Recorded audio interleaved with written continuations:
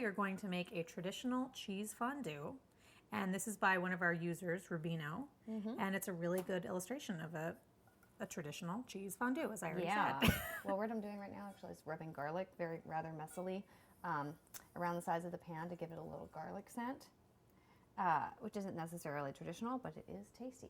So here's the thing about fondue. People always think fondue is like this bowl of or pot of warm cheese, and it's not actually.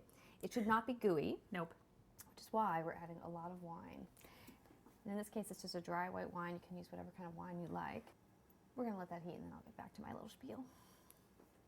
So the wine is almost at a boil, and now we're gonna start adding the cheese. A little bit at a time. You're sort of thickening the wine with cheese. It's sort of emulsifying as the cheese melts. Yeah. Which is why you want to do it a little bit at a time, because otherwise you end up with just a glob of melted cheese floating in the middle of the wine. And we're using a mixture of Gruyere and Vacherin Fribourgeois. AKA stinky cheese. Yes. Stinky. A little softer than Gruyere and a lot smellier. Yes. So you really want to wait until your first batch of cheese has pretty much melted before you add the next handful. So you don't splash yourself with hot cheese. You sort of dump the cheese on the spoon. Sorry, we don't want it to boil. Okay, you don't want it to boil, just FYI. Don't do what we're doing. our how not to videos. Do as we say, not as we do. So it's looking really smooth. So we're now going to add just a pinch of nutmeg.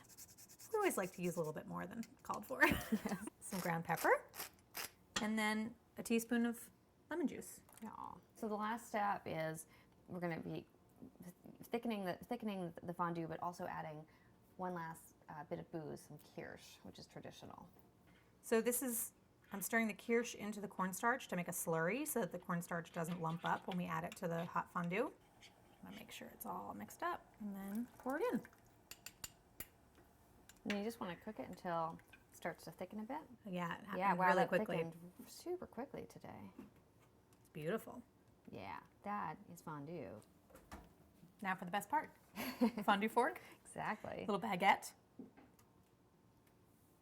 course, you could dip whatever you like, but this is the traditional. Yeah. And look at, see the texture. So it's a little drippy. It's not stringy, but it clings to the bread.